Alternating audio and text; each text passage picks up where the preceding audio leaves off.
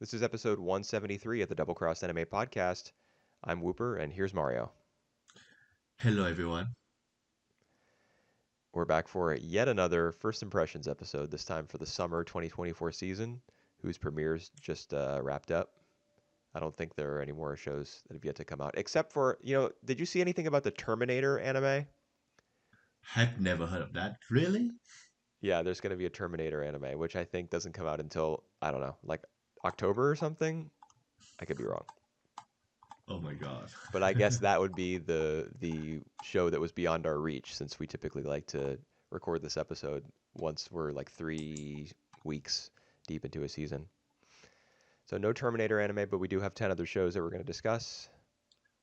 Um, and it might be one filled with disagreements because you and I have a general idea of what the other one thinks about some of these shows already, since we wrote about them for Starcrossed. Yep. So what do you think? Are we going to be on the same page or not? What's I gonna what's don't. gonna happen here? I don't think so. I'm pretty sure that some of my favorite show is I don't know one that Cooper like, and maybe vice versa. So I think that we agree on some of the shows. But from my old taste, Cooper gonna hate it. That's what I that's what I feel.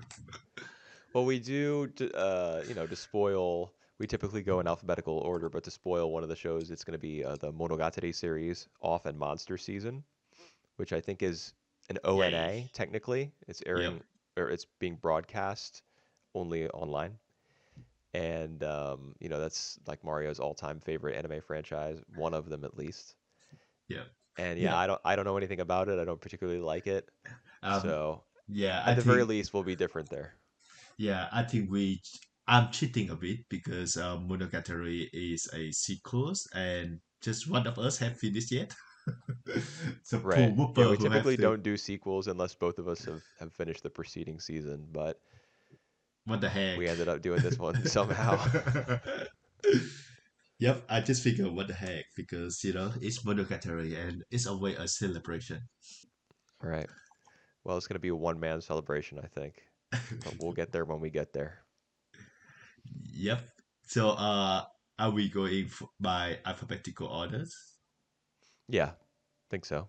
You All have them right. listed that way? Yep. I have them listed that way. All right, what's first? All right, the first one is actually the one that not premiere in this season, but a couple of weeks before the season start. Yeah, at the very end of May, I think. Yep. So that's gonna be Dead Demons Dededede Destruction. Yeah, it's fun to say. Dededede destruction. Yep. And you even got the ED, where one of the voice actors who plays, I think the one who plays Nakagawa. What is her nickname in this show? I can't remember. I don't remember. It's something Tan. Ontan. Yes, Ontan. All right. Ontan is absolute. The one who plays Ontan, who's the girl with the twin tails and kind of the dopey looking facial expression, Yep. who wants to like punish humanity for their evils. She's the one who sings in the ED, Destruction. Her voice is very distinct. Both the OP and the ED have been stuck in my head, so Wow. that feels pretty good. You remember that very quickly. I always it take me uh weeks to even like remember the tune of it. Well, if I find an OP or an ED that I like, I always watch them all the way through every time. Ha ha. And I've watched most of these episodes twice actually, having seen them once when they first came out and then once for review for this episode. So um, Yep. I've heard each of them twice. All So I right. remember the melody, and I remember some of the details about the show, which I've got on my Cool. notes here. For those of you who don't know, this show apparently it was in two movies, but they decided to split it in chunk and put that in the ONA, so in episodes, and they released the episode zero, which is like the prequel from the point of view of one of the supporting characters. That's what I take. I watched like the first 10 minutes before I decided not to proceed with it. And instead wait Of the for of episode 0, you mean? episode zero. Yeah, that's correct. Oh, okay. Because yeah, I just heard that it's gonna spoil the experience, so that's why I stop and I wait for the good stuff of episode one come out. Well, the subs that I recommend that people use and that I think a lot of, like pirates, I guess, are Yep, using is the 4DE, 4 de or Dededede probably is how you would say it because it's yep, 4 DEs. yep. Um, they're just touched up versions of the existing dub titles. So Oh, that honestly, those subs still follow the dub script pretty closely. There's just a few tweaks here and there. right. But I mean, they're still readable, and they're a little better. Plus, the timing is better. It syncs up to the dialogue Hmm. a little more accurately Yep, than the subs that are provided, you know, the yep. official ones. Hmm. So that's good enough for me. Um, I don't know Japanese, so there can be a dub script up, and I might not have any idea. I Yep, might catch a word here and there that I know doesn't quite match up with the subtitles, but it's not like I'm a Japanese speaker. So I'm good. yep, And it is episode 1, not episode 0 that we're talking about here. So that means rather than it being about that supporting character who you mentioned, it is about the girls, yep. I find Harode and Ontan. yep. I find the setting is really interesting. So it's like up in the future where it start off like a normal life for the girls. The girl pretty much feel like it's a normal settings. But we also learned that 3 years ago they've been invaded by a strange UFO. Yeah, which just hovers in the sky Yep, above Tokyo. yep, And I guess periodically sends down smaller individual like spacecrafts, yep, these little tiny ships. Like at the yep, end yep, of this episode, you see one of them descend and trip over a power line and crash, and yep. then kind of out of the view of the camera, you see a couple alien Legs. bodies, I suppose. Yeah, you Yep, only see the legs really. yep, They're obscured from the torso up. I yep. don't know if that's meant to be a misdirect or if those are really the aliens in their little suits with their Uh, white boots on. having not seen the second episodes, my guess is that they are actual alien, and the girls will actually see them and meet them and make Oh, contact could with be. them.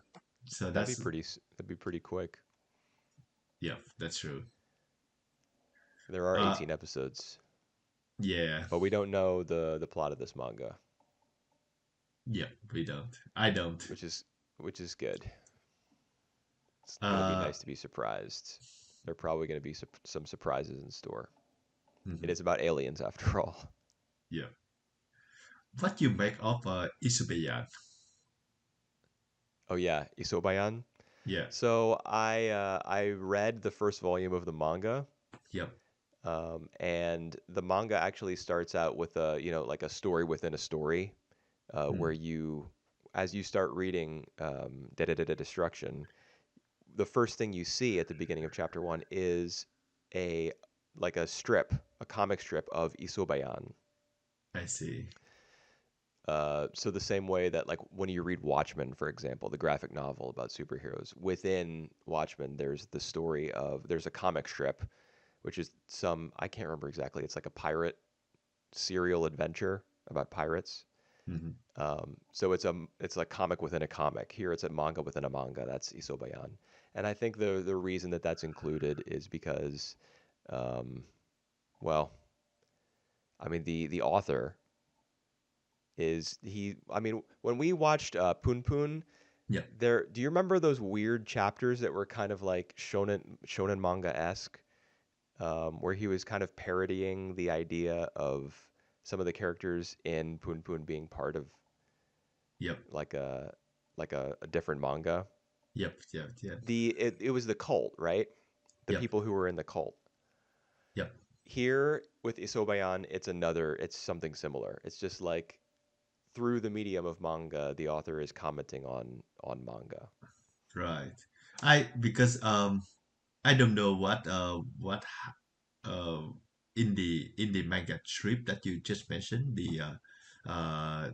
they show that in the manga, but Ishobeyan it's just I think it's just the parody of Doraemon. I think Oh yes, yeah, it is he can because he's a fly. time traveler, He time traveler. and Yeah, he had there's that pocket for the pocket that can contain everything in there. right, and that's where they put all their inventions, Yep, just like Doraemon.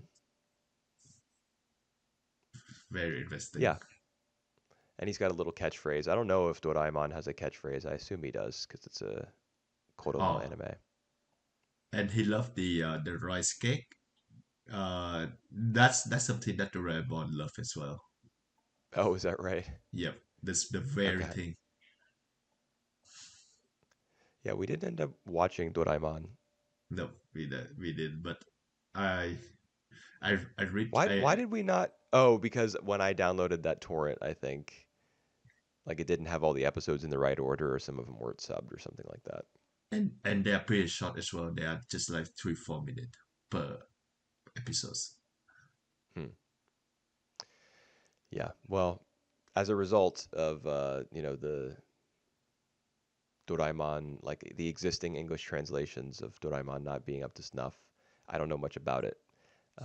So I can't make every link between Isobayan and Doraemon, but All that's right. what that's what he's there for, and he's also, I mean, he also is there because the main character Karode has a little plush of him, which was gifted to her by her father, who she doesn't see very much because he's like a manga editor. Mhm. He at some point in this episode he mentions that he has to deliver a script or something on the day when the aliens invade in those flashbacks to 3 years ago. Yeah. So Isobayan is, I mean, he's doing his own thing, I guess, as a character of a story within a story, but he's also like a representation of Karode's relationship with her dad, which I guess is strained because of his absence. Yeah.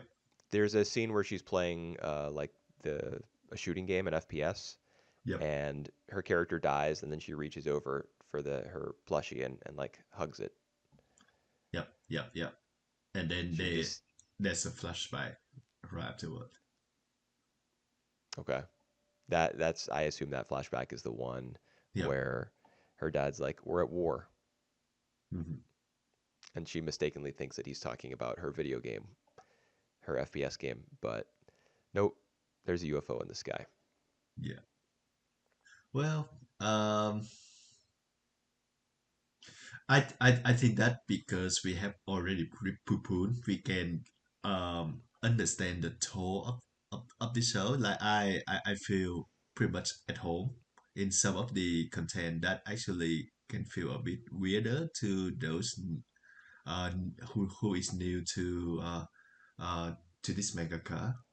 What do you think? Like uh I just feel that the presence of her father, for example, is very creepy, not in a Yeah, good sense. And yeah, like the facial expressions of Inio Asano characters. yeah, The slow pan up the dad's frame until when it reaches his face, and he's got kind of like a dead-eyed, kind of head cocked to one side expression on, like we're at yeah, war. It is pretty creepy.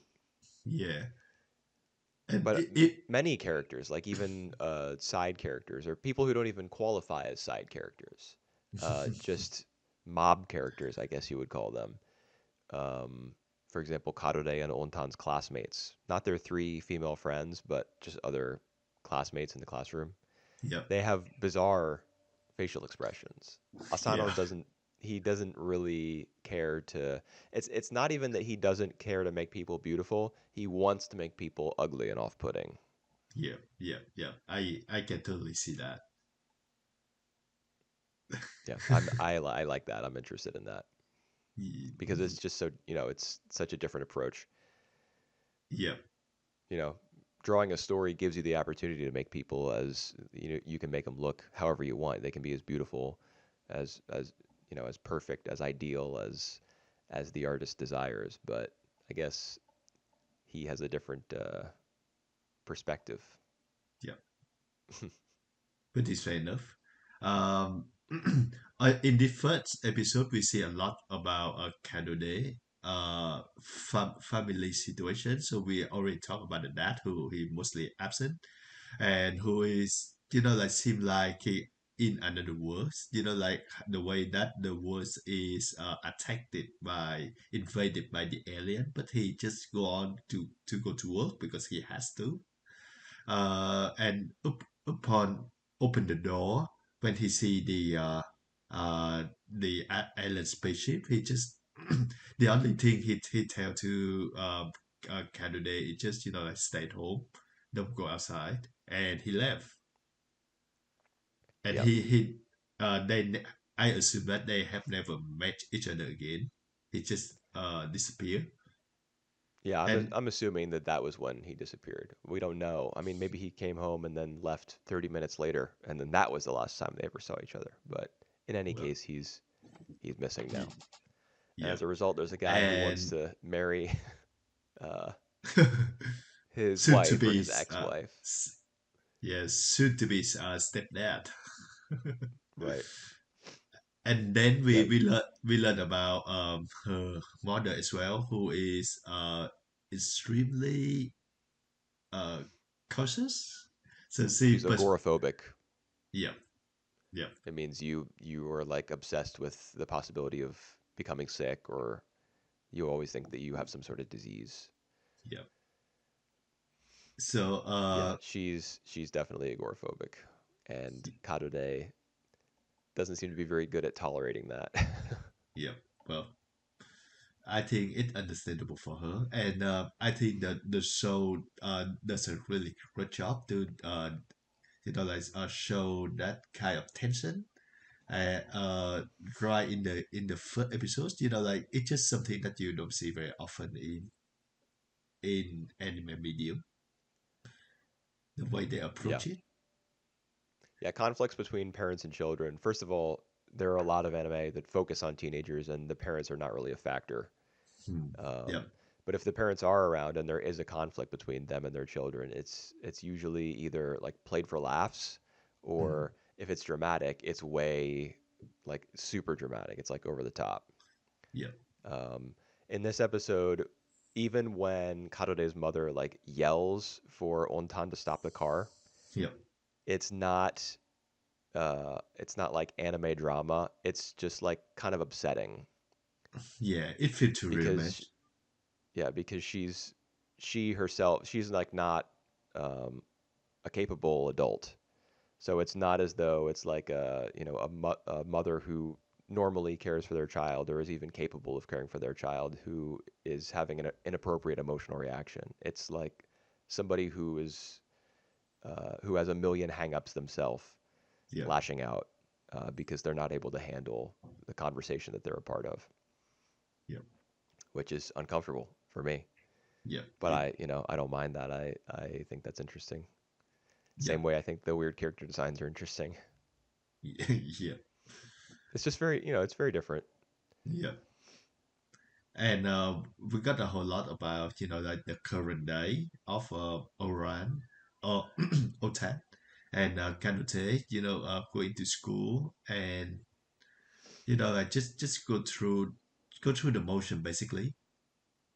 But both of them are feeling like they not belong to the environment. So Otan want to start a cult, and Right. Kanute she doesn't want to go to college. Well, it may be that she actually does want to go to college, but she didn't see it as an option Yeah, given her family situation. yeah, And that's something that she criticizes her mom for in that car ride on the way back from the hospital. Um, oh, sure, now that I've said that I don't want to go to college and that I'm going to work to support the family, now you want to all be together and you want to take me to this whatever this compound that your new boyfriend's friend is establishing, where people can live self-sufficiently. Yeah. Now that I Self-sufficient decided to, village. right, yeah, I'm sure, given the description of what that place is, that it's going to factor into the series in some way. Mm. Kind of reminds me of Japan Sinks. Remember, there was like a Yep. self-sufficient marijuana cult midway through Yep. that show, where they tried to like live off the grid. With There's with probably going to be something similar here. yeah, Maybe with not with that weed, but yeah, with that foreigner guy, Daniel, I think, yeah, from that's right.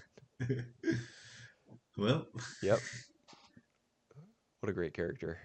yeah. I think the premise of this one is pretty much like the journey at the end of the world that we just watched on the last season. So I think that show maybe owed a lot of the inspiration from this one. Um, I don't know. I kind of think that 4DE Dededede Destruction. I kind of feel like it's taking the opposite approach of that show, because in this one there's a weird supernatural phenomenon that happens, which is the the presence of alien invaders, but nothing about the characters' lives actually changes. Except for the atomic bomb from the America that happened one more Oh time. yeah, I mean it's not an atomic bomb, is it? They just drop they shoot some sort of missile at Yep, yep, the yep, UFO. And then there are mentions of A rays, and I mean the letter A kind of makes you think atomic. yep, Um, that are a result of that whatever explosion happened when those missiles hit the UFO. Now people who live in a certain part of Tokyo are affected by them, I guess. hmm And Karore's mother thinks that she's affected by them when she isn't, at least not to. I mean, maybe there will be a twist, and it turns out that her mother really is sick, and she's infected by, or not infected, but yep, uh, affected by whatever fallout there's been from the American attack. yep. Yeah, Could be. I wouldn't be surprised if there is a twist coming. I'm sure there will be Yep. many twists. At least I hope so. I have read a little bit about people's reception to this manga, and it seems as though some people think that like it's not sci-fi enough or it's not supernatural enough, and that there's too much slice of life in it. Hmm. But For I'm down for that. yeah, for Like it that kind I of, yeah, for that I yeah. really enjoy the mix between the slice of life and the supernatural sci-fi stuff that happened before. So it's like it's just the backdrop, the all the sci-fi stuff, alien, and the slice of life is what is happening now. So it's more concerned about the life of these girls. Yeah, And I like that. I like that balance that yep, it's striking, and I don't want it to go too far in either direction. You know, yep, true. All right, do you have any other note, or otherwise we can just give our ranking? I got some other notes, but I'm good. I All can right, just tell so you, I put it first. I put it second. You put it what? Second, number, Second? yep, number Okay. 2 out of 10. Yeah.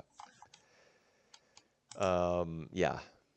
All So right, we, I'll tell you, I went back and I looked at all of our previous, I have that spreadsheet with all of our previous rankings of the first impressions. This is yep, the first time that either of us have ever put the first show alphabetically first. right. Hmm. Never happened before. Carol and Tuesday, both of us put it second, and that was the first show alphabetically back in like spring of 2019, I think. Yeah, But maybe, we've never had somebody come out and say the first show is my number yeah, one before. yeah. We start with the bang, and even like on that season that we cover Carol and Tuesday, I think we go up for the from Z to A, so we go to Carol and Tuesday last. That's what I Oh, remember. is that right? Yeah, Man, I how was that a, was like 5 years I ago. How do was you remember that? yeah, I was about to thinking of doing that as well in this in this podcast. But Oh, I see. So you did it intentionally back then, thinking that you wanted to kind of save the best for last, sort of, yeah, yeah, yeah. and you thought about But doing this. Okay, I understand. I remember we did that once or twice before. I'm pretty sure we did that before. So that must be one of the one of the one because it had a very good reason to to push to save the best for last. Yeah. But All right. well, we stuff in the bank, so Yep. everyone should know that from now on it's going downhill. Mm-hmm. Does Yeah, I it? would say so. I mean, from now on, it's going to be this is a roller coaster. If the roller coaster started at its highest point instead Well, of starting at like the ground level and ramping up. yeah, but I would say that the other nine was no slouch either, so I enjoy most of them. So just Yeah, carry see, on. that's how I know that we're going to disagree on a lot of stuff because All right. I didn't feel that way at all. All right. What's the next one? Yep. Let's go with the next one. Dungeon no Naka no Hito. Dungeon Pupil. Right. Yeah, there's been a lot of dungeon themed anime. Yeah. Yeah. Dungeon It's Meshi. Is it wrong to pick up girls in a dungeon? yeah. Probably a I bunch of others. yeah. I think is it wrong to pick up a girl in the dungeon is like the start of all of the craze. Like it's the one who uh, popularized the concept. I mean, Sword Art Online happens. Yeah. Like there's a bunch of scenes in dungeons, if I remember correctly. So, Mhm. I mean, the one you just mentioned, is it wrong to pick up girls? That made it explicit in the title, I guess. What what it was about or what the backdrop of the series might be. But I think the like obsession with putting dungeons in and solo leveling too recently aren't those little places where they like the cracks in the world where they enter the dungeons, aren't those called dungeons? Yep. Yeah, I mean, it's just people's video game, their love of video games, that is I agree. causing all the dungeons to show up in anime. The Yep. two are pretty closely linked, for better or Mhm. worse. But this one is So not too video gamey. yeah, I agree. It's I, more it's I more like light comedy, slice of life type stuff. yeah. From the reception of our others stat writer, they seem to confuse about uh the the designs of these characters. Like they think that the simple character design doesn't really add up. So they don't know who's the target audience is. I just love the design, the They character are pretty design. simple. Yeah, I like it this way. Yeah, it's all right. I mean, they kind of fit the show's atmosphere, which is very like, you know, kind of quiet comedy that you might like smile at instead of laughing at. Yeah, So for the characters to be kind of short, not have like particularly expressive facial features or not like elaborate facial features. The main character, for example, Clay, mm, um, she is kind of like a blank slate. You hear her internal monologue all the time, but not a lot of her emotion shows on her face, and I think that works for her, yep, especially based on her backstory from the start of yep, the episode, hmm, yep, where she is trained by her father to become like a super proficient dungeon crawler, I guess, just through combat training, and to never let your guard down and always, be vigilant and everything like that. So she's yep. So just ends yeah, up looking kind of dead-eyed. yeah. So I think the show the episode pretty much plays straight for the first 10 minutes until it revealed a twist that like one of the dungeon world actually collapsed, and it's never happened before. So that the monster who fight her just freak out and say something. Yep. Yeah, it's like a glitch being exposed in a game. and y- you suddenly mm, being able to walk through walls and get to parts yep, of a level where developers didn't want the player to be able to go. yep, yep, yep, yep, yep. Only in this version of that setup, the player now becomes like the programmer or the administrator and gets to help run the dungeon. I Yep, wrote down a couple of the responsibilities that Clay will have after accepting Bell's request. Bell being the actual like boss of the dungeon. yep. Clay is going to have to restock low-level slimes and undead, All repair right. traps, and interview monsters from the demon realm I because the love that. dungeon doesn't grow their own monsters. They have to interview them and recruit them from elsewhere. So that leads me to a next question. So do they get paid if they get interview? My guess is like if this hallway with all these doors exists in a part of the Yep, dungeon that was previously inaccessible, there's yep, probably like a living quarters yep, for the yep, demons. yep. They did So mention we'll that. probably see that in future episodes. Oh, did they actually mention it? They mentioned about the living quarter area. Okay. So yeah. Yeah. Well, that's they. So will they get paid? I guess my answer to that would be they get room and board. I'm not sure that they would receive any wages, but Hey, maybe they will. Maybe that'll yeah, be part of yeah, Clay's job is to I don't know yeah. The determine only who gets what pay. Yeah.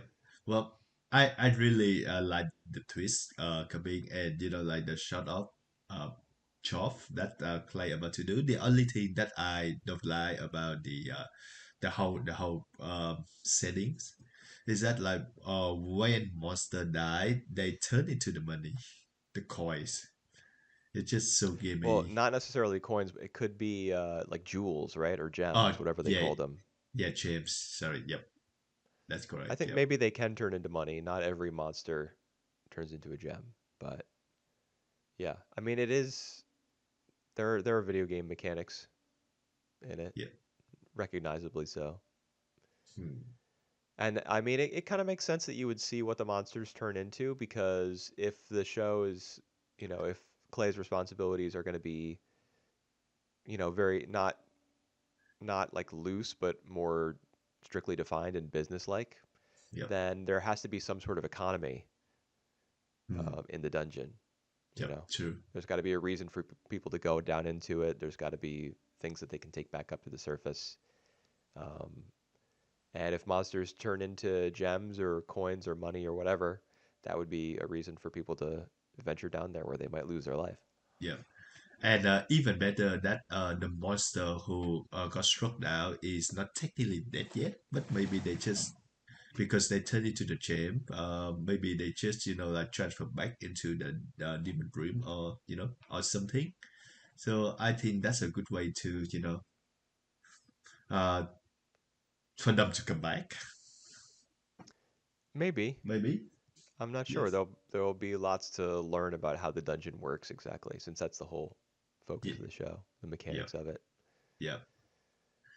So yeah, I'm really intrigued. What you think about Belle, the characters? We talk a lot about Clay. Well, Belle's fine. Um, S- her name Uh, is like Beolhela, right? Beolhela Langdas, all right. something along those lines. She's one of those anime characters who appears harmless but is actually all powerful. Yep. Anime loves to do that. Yep. Yep. She's Yep. not like a bad version of that trope because there are tons of examples of that Mm, idea just done really lazily. yep. But she's fine, like unoffensive enough. Her fight scene with Clay in that other dimension that she Yep. transports them to, Yep. I was pretty underwhelmed by that though. Mm, Like the combat specifically. I don't think that's going to be this show's strong suit. I It looked agree. fine when Clay was fighting against like the Minotaur, Yep. um, but Yep. the effects work I didn't think was great in the fight against Bell. Yep. Yeah. I agree. And I don't think it's gonna be what the show going to focus on. Yeah, I mean that fight with that might that. may be the only time we ever see Bell fight. Yeah, yeah.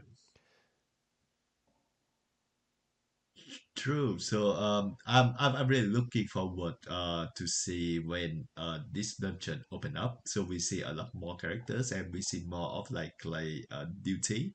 Oh my god, interview with the other monster is a really great premise.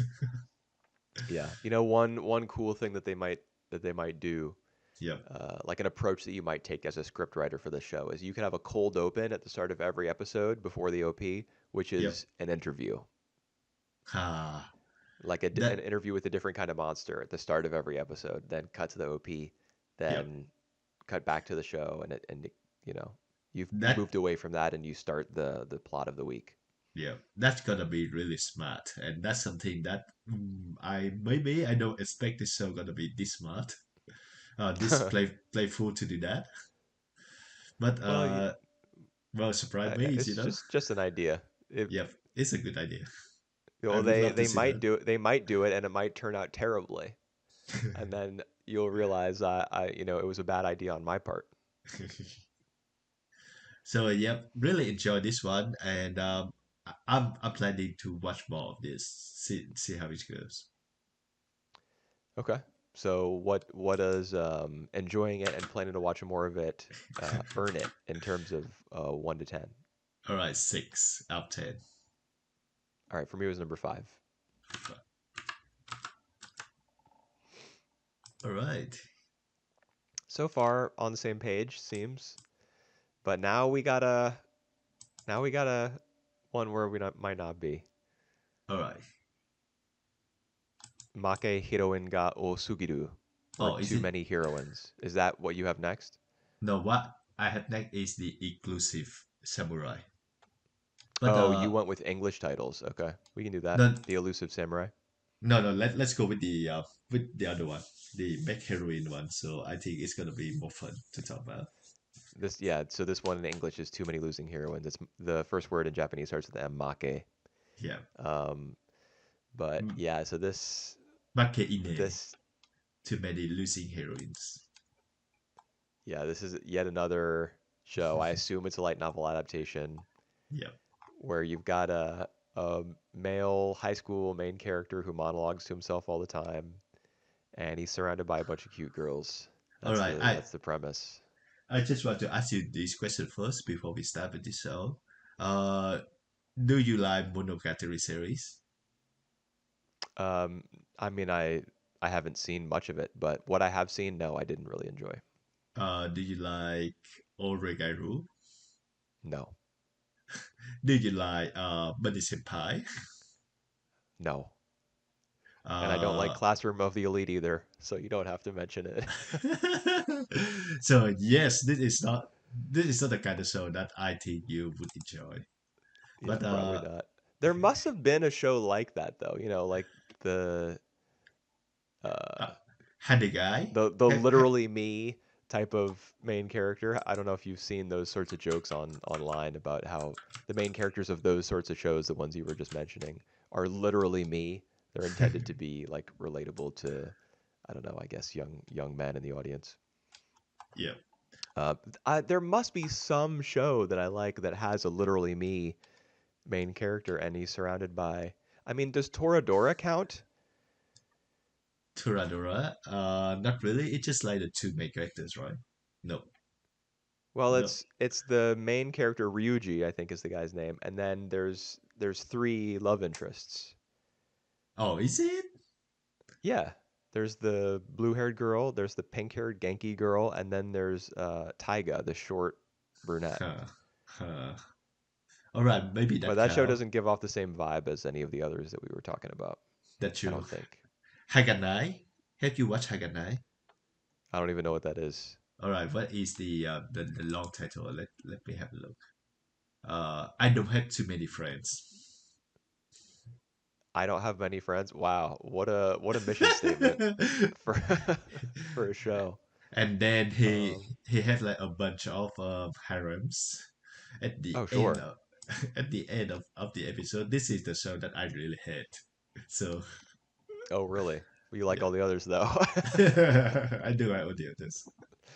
Sometimes you watch one that is just too nakedly about the thing that it's about, and it makes you realize, oh man, this is not good. Yeah. For me, Too Many Losing Heroines would be that show. Yeah. Yeah. The one that you watch that makes you realize, oh no, Not what am too I much. doing watching this? All right. Yeah, I that was all my right. feeling. I tell you what I like about the shows. I like the literary main characters who who doesn't seem to be who doesn't want to involve in many of the main event, especially like the main girl who like trying to be a good third wheel, and you like the main characters feel the awkwardness of it, like, oh, I don't want to be here, I don't want to listen to this one, and then realize that she also noticed you, so that she know that you already heard about everything. So Yeah, you're I talking about the scene in the restaurant near the start, or at the yeah start, I guess. yeah yeah Yeah. Well, I mean, of course she would notice him because he is literally me, the main character. yeah So she has to notice him. I mean, he exists to be noticed. yep. And she comes over and like orders a bunch of food, right? Or just was it just French fries? French fries, and she had something else before, so yep, just French fries. Yep. That's when they what I can't remember what is the I've forgotten so much about the show. I've even seen it twice. Yeah. Um, there's some reason why the two of them continue to hang out even though they're not like really Oh, friends. Oh, yep, because she has to pay him back, right? yep. She had to pay him Um, back, because and the French fries that she ordered ended up on his tab yep, somehow. and Yeah, so she has to pay him back by like making bentos for him yep, yep, and stuff. yep. So And of course, the news that someone is making lunches for the main character makes his little sister go crazy with interest. Like, oh, you're someone's making lunch for you. Do you have a girlfriend? yep, yep, yep. We see that every Because in time. these sorts of shows, there must always be a little sister character Yep. who, you know, Actually, pretty smart, whose and relationship with the main character is kind of inappropriate. who very noted on you. Uh-huh. Yeah, And he's supposed to be a loner as well, but he's yeah. surrounded by older girls. Well, naturally. Well, Yeah, you know, the to be honest, I was okay with the show as I was watching it for the first yep. time, but when the little sister showed up, I was like, nope, I'm out. I'm out. And she like gives the cutesiest vocal performance possible, and Yep. it's just my skin is crawling. Yep. But to be fair, just based on the poster, too many losing heroine is just three of them. So maybe it's not that bad. Well, I mean, I would say that normally in this genre, it's probably like one guy and three girls, Uh, right? kind of makes I sense. the exception would be when there's like 10 of them. Yeah. That's Monogatari. yeah. Well, Monogatari is like a special case. It's in its own little universe, I think. Yep. Let me tell you something I liked about this show, Uh, since most of what I have to say about it is what I hate. I like Lemon Chan, or why did I just say Chan? I yep. liked Lemon Chan, like the sporty girl Yep. with the tan skin, and I think she had like a yellow ribbon Yep. on. I like her because she's the most normal character.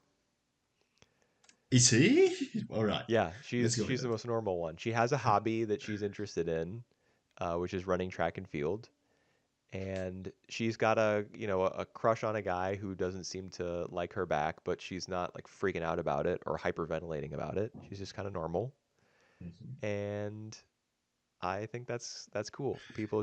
Anime characters should just be normal, please. Yeah, but you know that's gonna be one of the loser heroines, right? Oh well, yeah, of So course, and she, she's going to be part of the little harem, but she's the blue-haired girl is, she's like the manic pixie dream girl kind of. yeah. And the red-haired girl who is also in the literature club, is that the club that they are all in? The literature club? Oh yeah, yeah, Remember the yeah. That's scene in the episode where they go to that club room and there's the yep, senpai is there yep, with the glasses and I think purple hair? yep. Yep. That's a literature club, but it have a lot of manga as well. That's what I remember. And Okay. there is this senpai and one of the very shy girl. Yeah, the shy girl's the one with the red hair, right? Yep, yep, yep. Yeah. Her, so the red hair girl, the blue hair girl, and even the sensei. At one point, there's a shot of the history teacher who says "Viva Byzantine" because they're studying the Byzantine Empire, I guess, All in right. world history. The three of those characters are all so similar to one another. They're all short. They all have short hair, and they all are kind of like quirky and whether it be the red-haired girl from Anxiety or the blue-haired girl because she's just like she can't be tamed, or the sensei because it's just funny that she's supposed to be an adult but she acts like a kid. They all have like their voice actresses give slightly similar performances, and the characters look a little bit similar, and it's I started to get deja vu a little bit as I was watching. And Lemon-chan breaks that mold as well. Yep, yep. Uh, I would say you don't really have deja vu if you notice their hair colors. So you can tell them apart, and maybe that I mean, part of their the design. hair color being different is what makes them different. If they had the same color hair, they would be the same character. Well, well, well. You have that Oh yeah, folk. you know what I really All right, liked? all right. How the scene at the restaurant that opens the episode. In that scene, the main character is reading a light novel. It's a reference, I guess, to the fact that this show is based on a light novel. And he gets to a page, an illustrated page with the protagonist's little sister. There's a drawing of her in the novel, and he holds the novel up to his nose and sniffs it. You remember that? I don't. Really? All Oh, that right. happened. Oh God. How about how you feel about the show attempt to be more like genuine at the end when it's dealing with Anna, On the realize rooftop, yeah, on the rooftop, realizing the fact that she being rejected. rejected by whom? She actually not being rejected. She's just like the love of her life. Just like have another girl. So you know But she already realized that at the start yes, that in that the was he said. restaurant. That was he said. Like she realized that, but she's still not functioning that fact until like that moment on the roof where she like it hit her that uh Yeah, I see. I don't know. How did I like it? I thought it was okay. At that all at right, that point in the episode, to be honest, I'd already checked out mentally, but yep, it was all right. all right, Not yep. bad. All right, another question I want to ask you is where you put that in your tensors. Oh, seventh. All right, I put that third. Okay. Yeah, there's more crap to come. Let's go with one. The next one gonna be Mayonaka Punch. Right. It's the Um, one of original show three from PA PA World. Works shows. Yep, Yeah, they've got three this season, and two of them are original. As you just mentioned, this is original, and so yep, is Nanade Haranade, which maybe we should have watched instead of this one, yeah. because I haven't seen Nanade Haranade, or however you say it, but this Yep, one I don't think was that great. yep. I I watched the other show and I really like it, but it's also one of the show that I think that you might not like it. So maybe just stuck with. this one. Mayonaka Punch. Well, I won't be sticking with this one. Um, Yep, I don't think.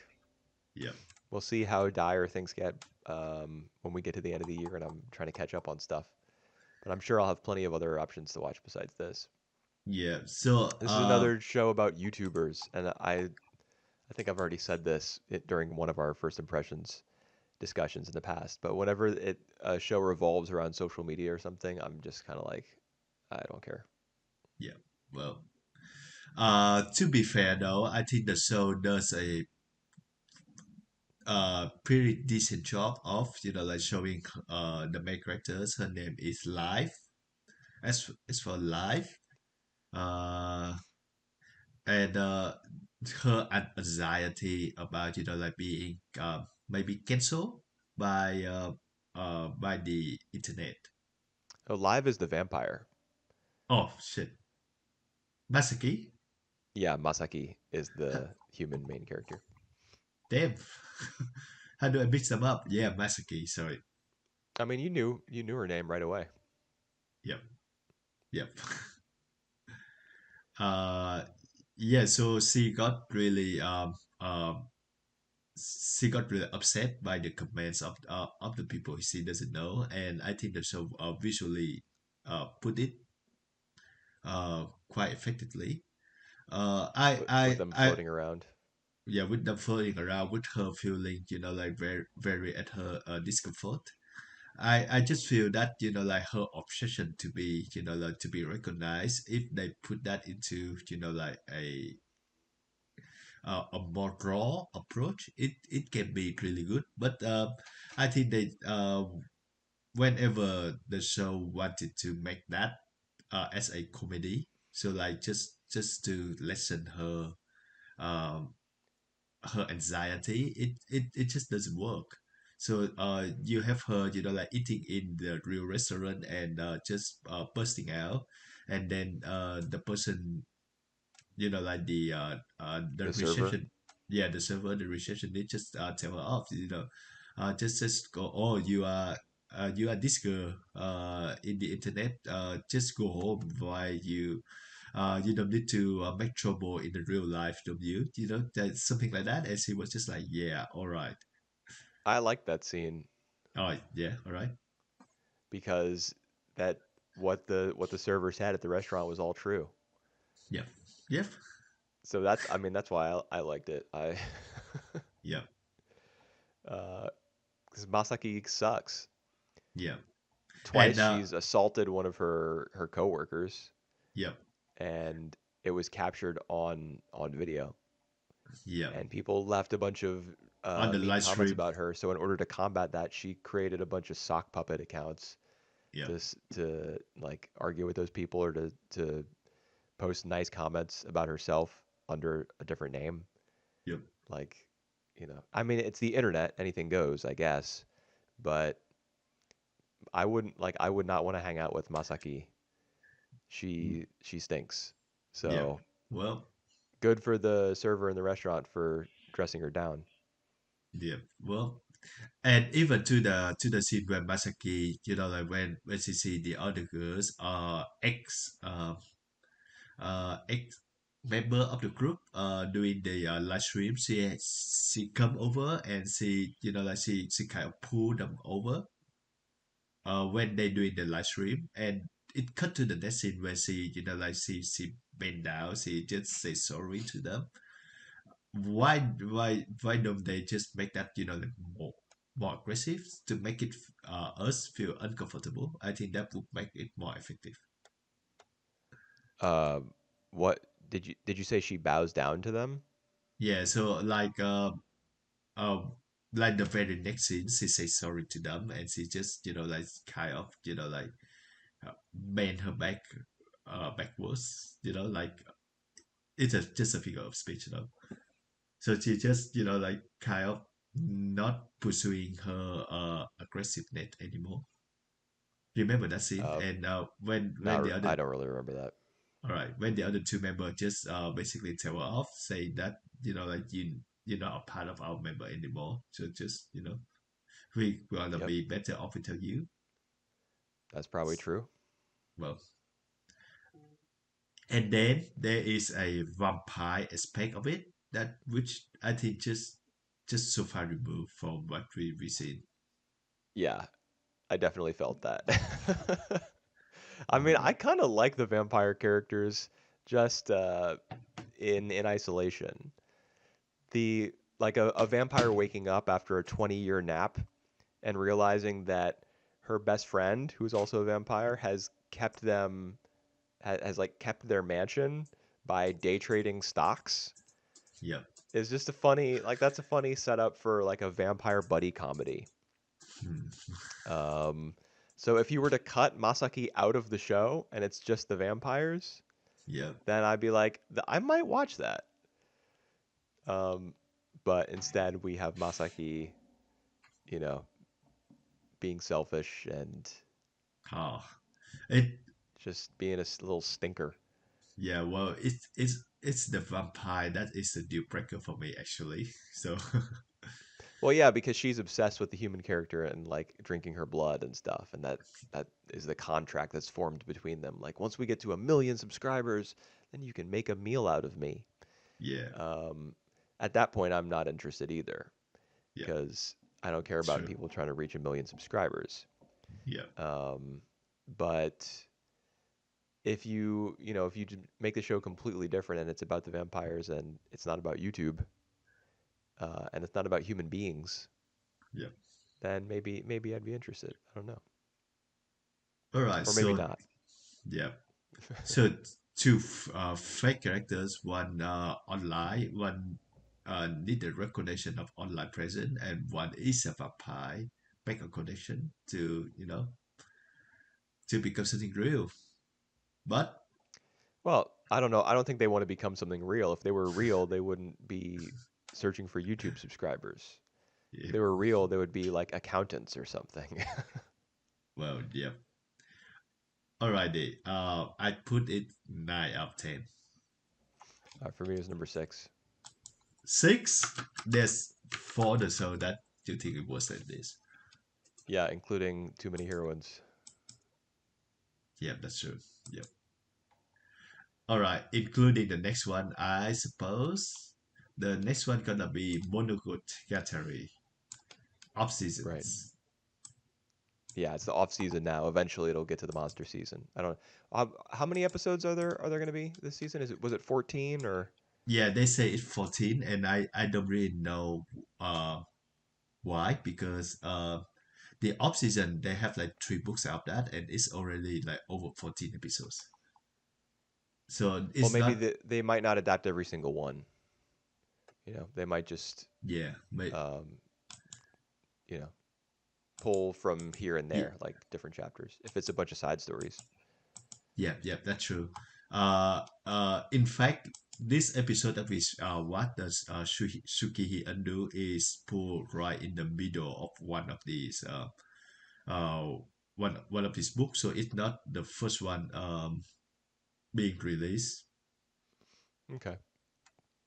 So then So that begs the question. You know how yeah, in this show, hmm, whenever there's like it'll frequently divide up an episode into chapters, I guess, by putting different numbers on the screen. yep, yep, yep, Or yep, maybe those are just supposed to be like scene breaks. I would guess that those correspond to like chapters in a novel. yep. Mhm. But is that not the case then?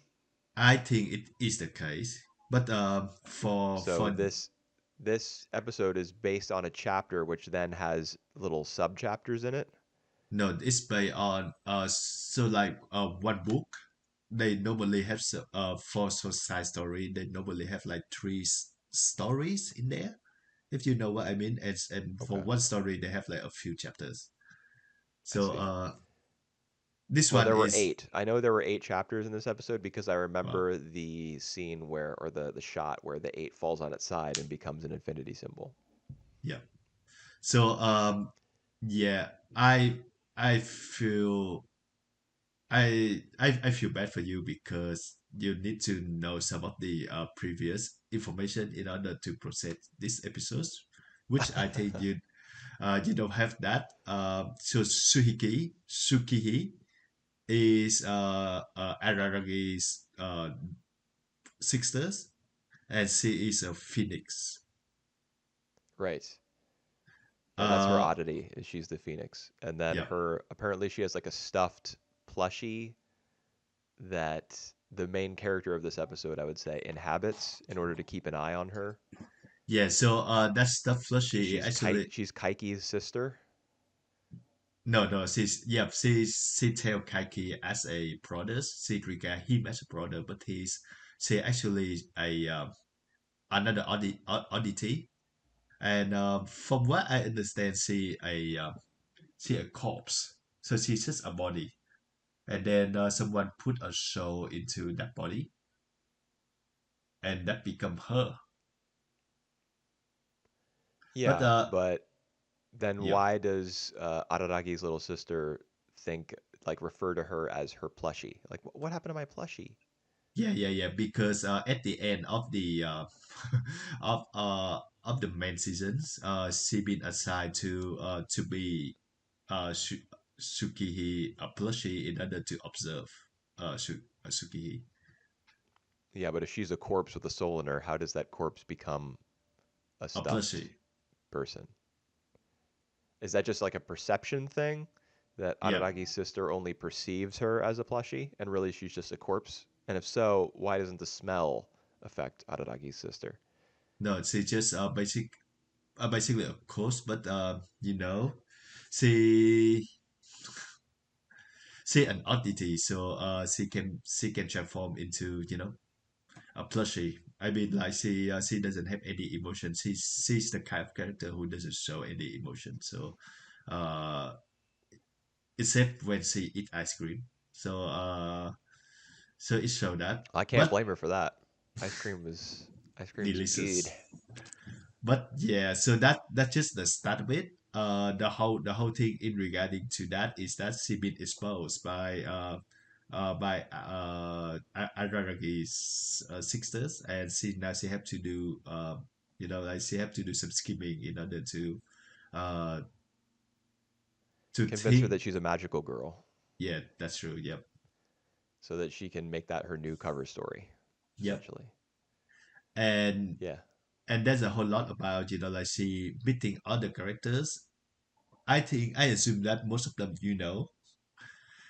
and yeah, and just go through the motion, but it did backfire on her because the snail that she asked Nadeko to draw become too powerful to her, Right. so she got help from other characters, and then it's all resolved. But the thing is, Shuki is she already forget everything.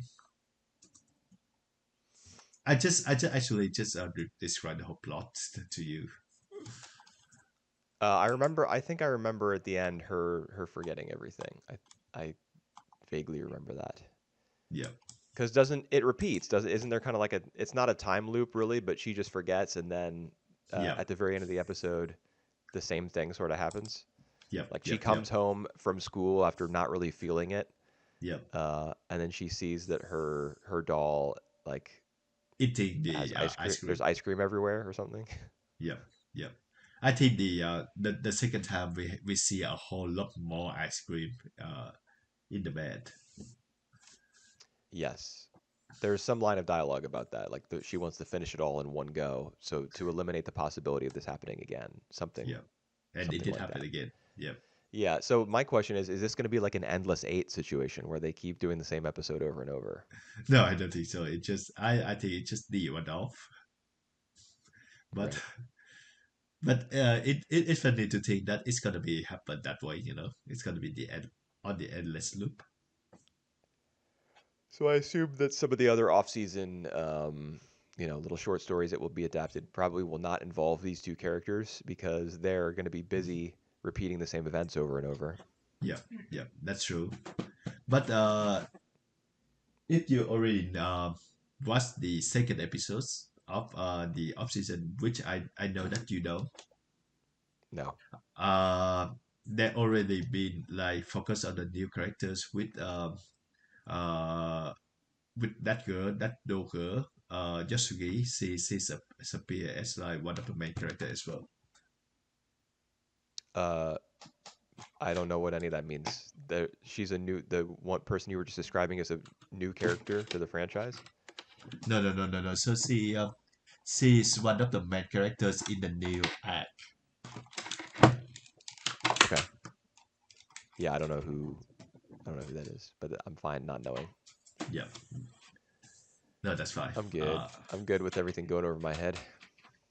How did you like about the visual? Is it because I think compared to the back in Monogatari, this one is much less distracting. But I mean, I was the reason that I was paying attention to it at all as I was watching was the visuals. You know, they're neat. yeah, all right, The way that the stairs, like this little half spiral staircase that goes up to Araragi's sister's bed, are depicted right. like from different angles. Yep. Is that's pretty interesting. And whenever they were having their conversation, the two primary actors in this episode, whenever they would have their conversations up on the top of the bed on that kind of second floor, often there would be like a different background behind them, Mhm. silhouetting them kind of, Yeah, and they would in typical Shaft fashion, those might be used to do shout outs for other shows or to like put little messages of text on screen, the same way that Sayonara Zetsubo Sensei uses the blackboards yeah, in the classroom scenes, yep, and yep. other Shaft shows do similar stuff. That was pretty fun because there was like a Madoka Magica reference at one point Hmm. because the blue green haired girl had to Yep, pretend to be a magical girl. Yasugi. Yeah. Um, yeah. So that was kind of interesting to me. Mhm. I was hanging in there, just taking in the visuals and absorbing them. That's how I really engaged with the episode. But since it was 30 minutes long, it felt like I eventually reached a point where I was like, all right, Too all this much. it's just all like flying by. I'm not comprehending anything. Yep, The snail was cool. yep. The kind of the different art style for the snail was pretty neat. I always like I, seeing how shows depict like illustrations that have come to life. What yep, sort of like compositing techniques they use for that. yep. So I was intrigued by that. I think it more exactly at the slug, not the snail, because uh, It has no shell. yeah, it had no shell. And later on, it's the other girl who is the entity in the snail who saved Yasugi. Yeah, the backpack girl. Yeah, the backpacker. Her name is alright. Her name did escape me for a second. Mayoi. Mayoi. I does that literally mean snail? I don't. I have no idea. I don't think so. Maybe not. That's a mystery for another day. Yep, I do think that when it's taken away from Araragi perspective, the show always getting better, especially for this because we got like two characters who like nobody doesn't speak to each other. They have like a lot of conversation against each other, and we learn more about the dynamic between them. Uh, this is, I think this is something for me basically because I kind of love all the characters, so I just like to see all the characters just kind of interact to each other. And I think the story itself is contained and it's funny at times. It had it has some of the very good twists, and like the visual is very great to look at. So this is one of the really great start of the show for me, to the point that I really like fire to watch all of this. I'm really like to um just going to watch this over again. Nice. Just make sure that your girlfriend is not in the room. Ah, CB5. All right. Actually, so I put it first of 10. All right. For me, it was number 10. No, Just had no idea what I was watching. too bad. All right, the next one gonna be the elusive samurai. Nige Shouju no Wakagimi. Right. So Nige Jolzu, that phrase, I think Nige I know is because Nigeru is like the command for run. So Nige Jolzu must be like good at running. Oh, I And then see. Wakagimi, I am guessing it's something like young master. So the young master who is good at running Huh. is my best guess for the literal meaning. So the I, elusive samurai definitely rolls off the tongue a little better yeah. than the literal translation, or what I assume to be the literal translation. Mm. Which, This is one of the big shows of the season, I think. Maybe not yeah, in terms of popularity, because even though it is based on a Shonen Jump manga, it's not one of the bigger ones. It's not like battle manga, as far as I'm aware. yeah. But it's not going to be as popular as something like Oshi no Ko, for example. But Hmm. I think the first episode had a pretty big impact among people who like really look out for the production side of things. Huh. I like. There's a lot of things that I like about the first episodes. Um, the production is pretty good, for example, and the camera angles. Like when it track the main character just running away from all the servants, and Yeah, it go from like the castle to the village. Like this looks sick. yeah, Uh, it's nice. You see characters like running through doors and turning corners and yep, yep. jumping from roof to roof, and it doesn't. It never is too. I've seen a cut from the second episode which has like CG grass in it as the camera kind of swoops along, following a Hmm. character as they run like from a low angle, and it looks pretty gross. But Yep, in this episode, there wasn't anything like that. All the 3D layouts were pretty tasteful, I thought. yep. I agree.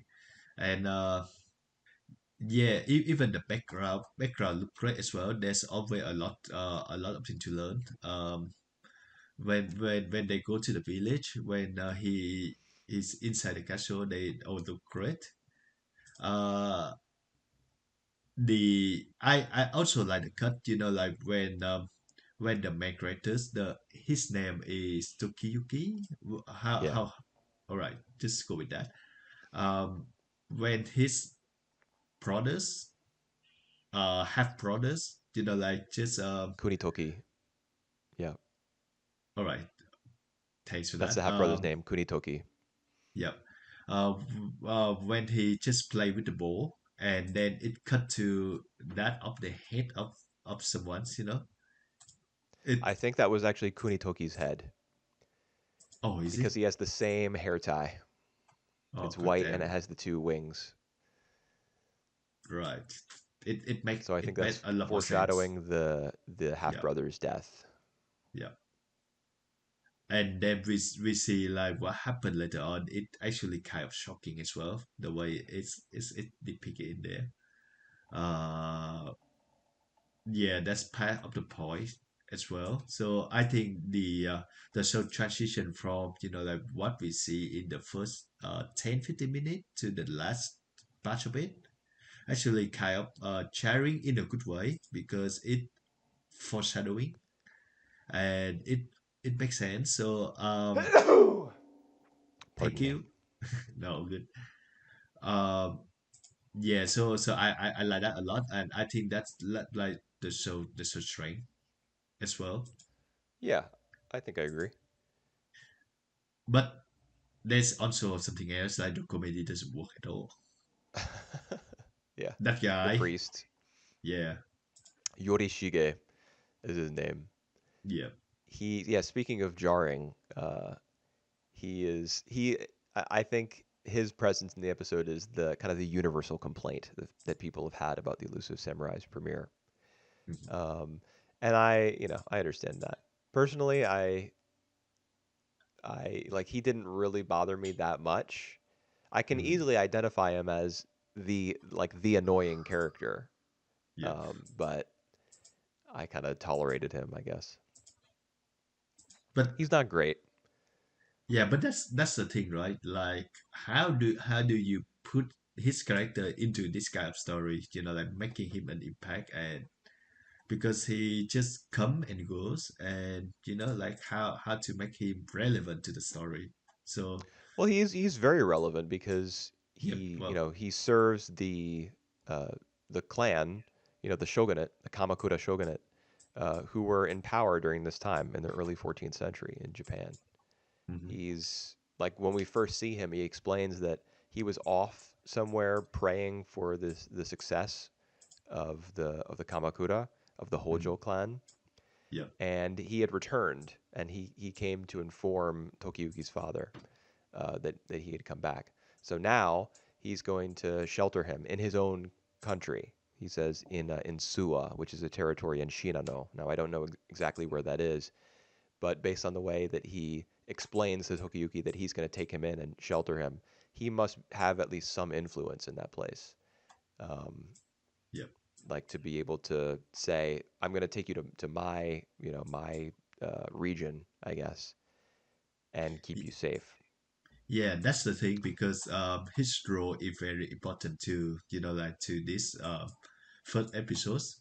That's why I think the show struggle to make like the way of the entrance of his first impression that like that make him relevant later on because beyond that sorry before this event happened they Yorishigi and Tokiyuki have you know they are just like living in the two universe. They just doesn't cross at all. Yeah. So yeah, I think this is a decision to make him like more of a cloud. Just like people who like you said, an annoying characters who like who actually more relevant than he appears on kind of characters. I think that's the decision the show eventually end up on. But is there any better way of introducing his characters? Do you think? Oh, I'm sure. I'm sure there is. Just have him be normal. Can anime characters please be normal? Yeah, true. Yep, I probably would have preferred that. yep. Um, I I agree. think most people would have preferred that. Yeah. But I mean, this is like I mentioned, this is a Shonen Jump manga, and it's a historical one. So you have to keep the attention of your teenage readers somehow. And I don't think, I mean, I don't know this for sure, but I don't think this is the sort of show that's going to have tons of fight scenes and tons of like cute manga girls in it. So Mhm. how's it gonna hook people? I guess with some comedy that I don't really get, but maybe Japanese people think it's a hoot. I don't True. know. Yeah. Well, I agree that there might not be a lot of fight scene, but there are a lot of glory in this show for sure. And Is it gory? yeah, I think there's one scene where you can see some guy's intestines. yeah. Well, and It's there definitely was bloody. yeah there was a scene that like one of them have like a skewer of all the heads. Hmm. Yeah, I he make sort of remember that. Yeah. yeah, I but mean, well, it's definitely super violent. I mean, it's about the Kenmu Restoration, hmm, which was like a violent coup. So yep, if it's gonna be accurate, then it's got to be bloody. yep, yep. That's I actually don't have any complaint on. For Tsukiyuki though, he excellent at running away. So is it gonna be his strength or he's gonna have to fight? That's also interesting as well. Well, there's gonna be some fighting, I assume, just from the OP. Some of the characters who are introduced, like there's a staff user, um, some young looking, like kind of teenage looking characters.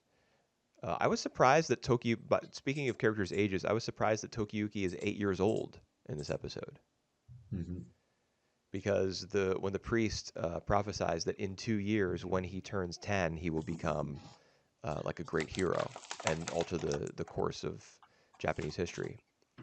So if he's going to be 10 in 2 years, that means he's 8 now. I was thinking he was like 12 or 13 based on the Yeah, character design. But then yeah, again, anime is pretty flexible with how old characters are supposed to be versus how they're drawn. yeah. He can be ranged between 8 to I say 16 years old with that look. Yeah, or So 800, that's you true. know, if he's one of those characters. Yeah, that's correct. Yeah, but he's just a kid. And some of the characters who are introduced in the OP also, you know, they seem to be about his age, maybe a little Mhm. older. So it's going to be, I don't know, I guess young teenagers who are going to be doing some fighting. So I Mhm. assume there will be battle scenes and stuff, but I'm just glad that it's a historical series because you don't get too many of those. Yeah. One thing I do afraid that it's gonna be just a one core, right? Is it gonna be cover the whole stories? It sounds to me that it's gonna be a really epic story to come. I don't know. Not really sure. I mean, I can see them having like big time skips between episodes. And if you think about it, Heike Monogatari was like 11 episodes, right? And that covered decades, Yep. 15, True. 20 years, something like that. So this Yep. show, the Kenmu restoration lasts 3 years. So they have one additional episode to cover only like 15 or 20% of the time period that Heike Monogatari had. So I assume it'll be fine. They'll figure out a way to adapt it as All best they right. can. Yep. Hopefully that's gonna be the case. Uh, yep. A very confident production so far. Yeah, I I would I, say I so. yeah, I really hope that they tone down the main guy. Sorry, the uh Yorishige stick, but I think it's gonna stick. His shtick will stick. Yep. Probably so. Sorry for the pun. Oh, I I appreciated it. All right. Yeah. So where do you put the show on the list? Number two. Yep. I put it number 4. Okay. So then the only mystery is what's your number three? Oh no, that's not a mystery. Your top four have already been revealed. That's Yep. That is true. Yep. All right, so now it really is all downhill from here. The next one gonna be another sequels, Oshinoko. I'm gonna try to start speeding up since we have four more shows to go and we're already past an hour and 20. Yep. All right. Just so you know. We could do that. And I mean, if we're talking about a sequel, that's an easy one to speed through. Yep. Of course, there's plenty that we could talk about with regard to this first episode because it does Yep. kind of establish a new normal for the show Yep. with them Yep. being like rehearsing for the stage play and everything. Yeah. The 2.5 stage play. Yeah, 2.5D, that's right. 2.5D. Yeah. That's a lot. D that we 2.5D seduction. Yep. Yeah, so it including like the adapting of the new like new manga, the popular manga, and they adapted to stage play. Aqua, I still don't remember his role in this one. I think like one of He's the Tolma, the he's I think one of the main antagonists, and he is the antagonists. love interest of Princess Saya, Oh, right. who is Akane's character, and they're dating in real life, sort of. All right. But at the end of the episode, it turned out that the mangaka doesn't really like to uh, for the adaptation to be faithfully adapted to her manga. So she want to change something up. Well, it's already not a faithful adaptation. At least that's how Akane feels, because she doesn't quite understand her character's motivation. In the source material, she's quieter and has um, like more of an emotional reaction to all the death that's happening around her. But in this one, she's like bloodthirsty. Hmm. So a lot of the second half of this episode is kind of dedicated to Akane wrestling with that fact and having a conversation with the writer and the director and everything. Yep. So it's already unfaithful in that way. But yeah, the big cliffhanger at the end of this episode is that the author of the source material is like, "Can we change the script?" And then one of the producers says, "Sure, what part?" And she says, "Everything." Everything. Yeah. It's gonna be a huge drama, but yeah, I don't know what part she gonna want to change. Maybe it's the Akane's character's part that she want to be more of. It could Uh be. or she just want to, like she doesn't really like what happened in between Kana's characters and the main guy, so she want to shaking up a bit. Hmm. So we never know that for sure, and it's also to Aqua character as well, who so far he doesn't really what we see in the episode is he doesn't really care about acting. He just like sit there in the corner and looking at some of the suspicious men, and he looking kind of suspicious himself. Yeah. It Yeah, the just guy that he's looking at specifically is Toshiro Kindaichi. He's the director of the play, and right. apparently he has some information about Ai's death, Yep. All or he right. might. That's why Aqua is like staring at him from across the room. That make me a But question: why don't he just go straight to him and kind of approach him instead of like sitting in the corner and suspicious yeah, looking to that guy? well, I mean, I think if he sits in the corner and he's like moody and suspicious, maybe that's not necessarily the best decision on his character's part, but it's good for his character in the sense that he like how his character is portrayed in the manga Oshinoko. Like it's cool if Aqua's moody and in the corner and everything, and he's just like the mastermind. You know, he's like Yeah. Light from Death Note, but he has like a little star in his eye, and that's cool. Yep. Yep. Totally see that. Yeah, So yeah. I'm fine with it. Like I had a whole first season to get used to how his character kind of operates, so makes sense to me. Just having that background information, I guess. Yep. For me, the more I can see Kana, the better. So I'm really glad that she being offered like the main characters in this stage, so we can see more of her.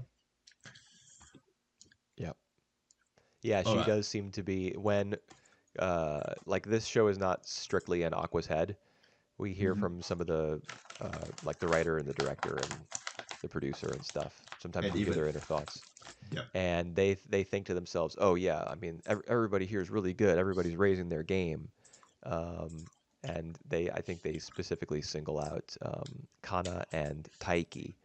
Taiki Mhm. being the La La Lai's like star actor, Yep. the production company behind this, or maybe the acting troupe behind this story. Taiki's like the star, and now Kana is playing opposite him, so a lot of eyes are going to be on her. Yep.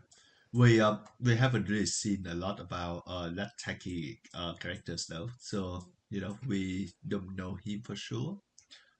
I think Yeah, we got to learn more about him later on when we go into all the production of the stage. yeah.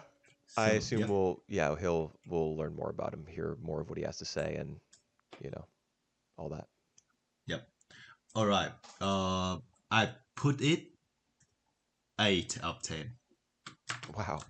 For me, it was number three. All right. Wow. All right. I It's think the something next I'm one. familiar with and didn't hate, Yep. so it ended up pretty high this season for me. The next one may be the one that we all agree on. My dear friend Nokutan. Yep.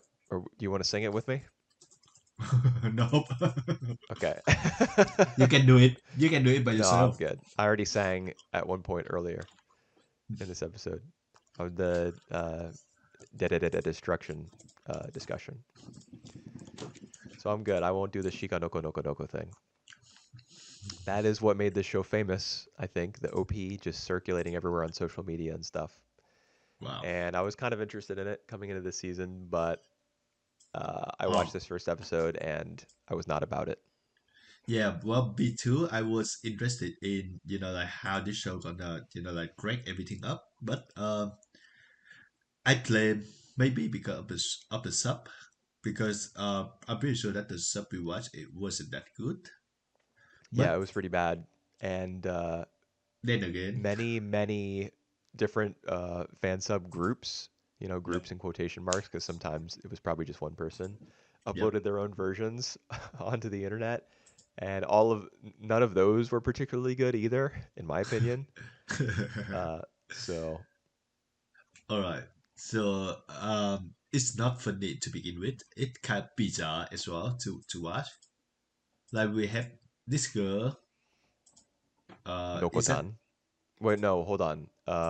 What are their names? So Koshitan is the former delinquent, the blonde girl who everyone thinks is perfect, but really she has like a violent past. That's yep, Koshitan. right? And the deer girl is Shikanoko.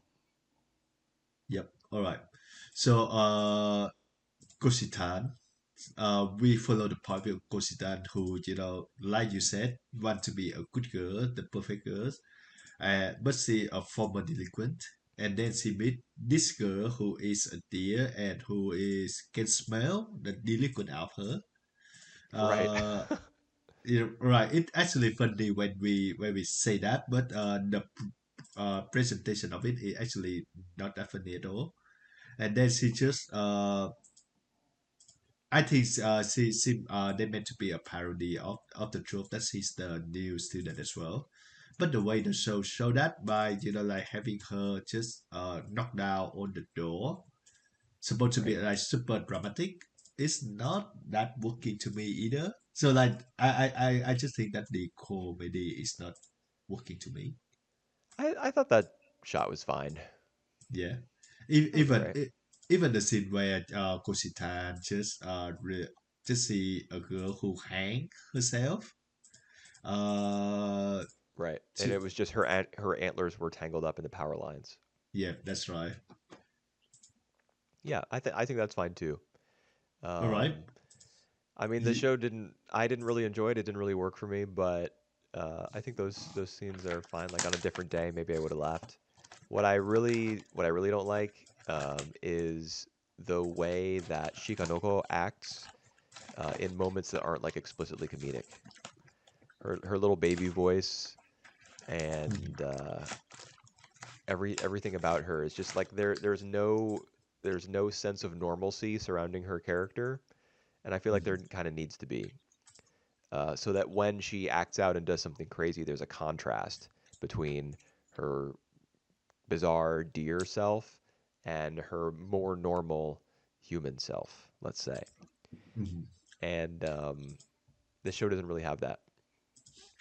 Yep. Like that contrast doesn't exist. So when she does something crazy, that craziness just kind of feels like part of the status quo. And as a Yeah. result, I don't like there's I just am expecting the show to be wacky all the time, and that is a little like everything ends up being a little less funny as a result. Yeah, I agree with you on that. Even like the CG deer, which supposed to be like off-putting and funny, doesn't really feel off-putting at all. Since that we see the deer all the time. If you know what I mean. Yeah, I know the deer you're talking about. I mean, honestly, the reason they're kind of funny to me is just that they look so out of place, Yeah. and I doubt that it was intended this way, but it kind of functions to me as a commentary on like 3D CG in anime being so bad.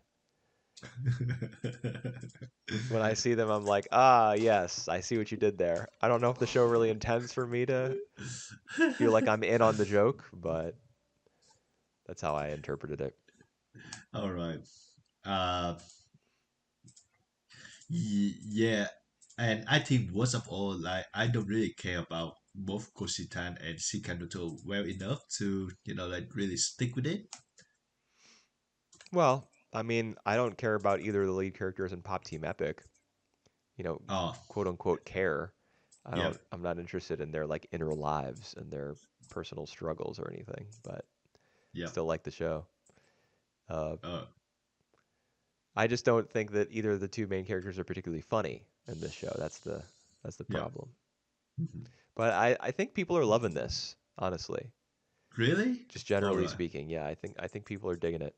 And maybe it's like the younger crowd that is into it, and this is their Excel saga for the 21st century. Oh wow. Because All Excel right. Saga is, one of the progenitors of like non sequitur humor in anime. Yeah. All right. All I can tell to them is that good luck, have fun. Yeah, I'm not gonna join this this yeah, party. me neither. All right. So I put it last 10 out of 10. All right, I would have put it last, but Monogatari was here, so Damn. I put it ninth. All right. I mean, Oh, Monogatari is clearly the better series, but I just have no desire to watch any more of it ever. So yeah. that's why I put it last. All right. Maybe I should have ranked it like question mark or something. Monogatari, I mean. No, that's so good. The next one gonna be Shoushimin Series. Yeah. How to Become Ordinary, Yep. which is a Hyoka. very literally me subtitle. Yep. It Yep. seems like one of those sorts of shows where a male high school lead is surrounded by a bunch of cute girls would have that sort of subtitle. Like I earlier when you said I don't have many friends, Yep. that being like How? the There's the other. other title for Haganai. Yep. How There's to Become Ordinary is like How to Raise a Boring Girlfriend. It's one of those yeah. types of Yeah, that's things. that one. Yep. Uh, So Shoshimi series. But I think the comparison would be to Hyoka Yeah, because there's the same author to write both of the series right. novels. I mean novels.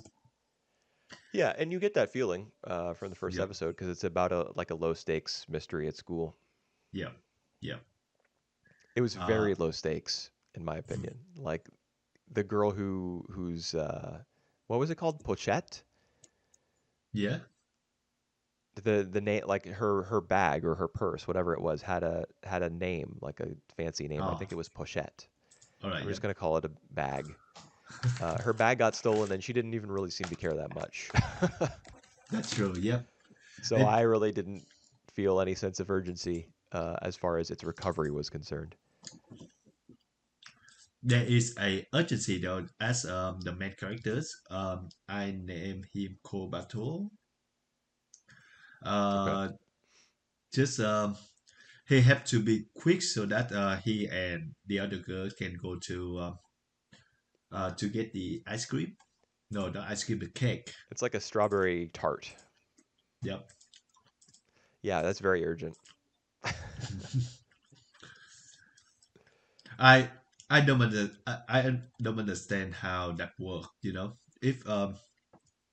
If the cake store is very popular, they should be a lineup. But when we see the two main characters just come there and it not that busy for once, and they actually sell it a lot too. It just doesn't Yeah. work that way to me. No point. Yeah, so I think the deal was like it was a limited time sale, and so uh, they got there after the sale was over. That's why there wasn't a line at the door. But I I see. guess there weren't Uh that many huh. people in line to begin with if there were some left over. So they just got lucky. All right. Maybe Yep. like there was a traffic accident or something that All stopped right. people. Well, I mean, I guess people wouldn't be I mean, it's Japan, so it would be more um, like a train getting delayed or something Yep. that stopped people from making their way to this store and getting the cakes. That's why there were two left over. I don't know. Yep. Maybe that Kickstarter is not that famous to begin with. It's just our main girl who's really into it. Yeah, well, she's definitely into it. I Yep. mean, that's her major contribution to this episode is just liking strawberry tarts. I did not get So much from her. there's a lot of conversation between her and the main characters, though. They talk about a lot of things. Yeah, but her goal is to have a strawberry tart. Like Yep. when Two. he says to her like, "Oh, sorry, I got roped into this mystery. We can't go to the cake shop yet. I got to do this." She's like, "Okay, I'll just sit on this bench."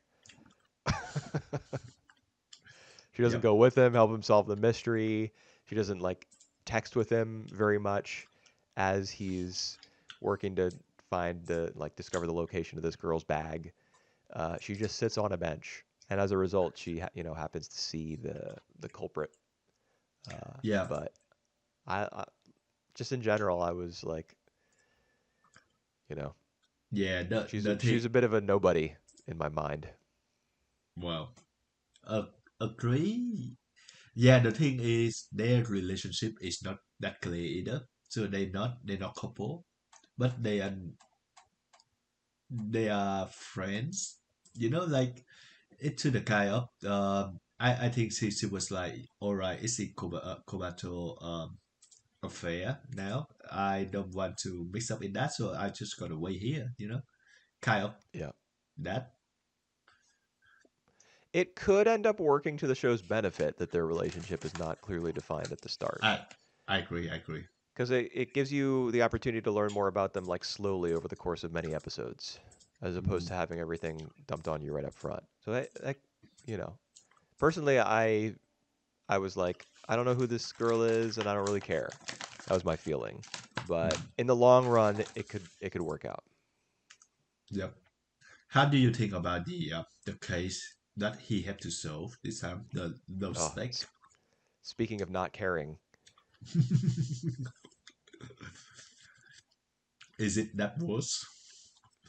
I was bored out of my head, dude. What I thought about ranking this thing last. Uh, I was like, who cares, man? The girl who got her bag stolen doesn't even really care.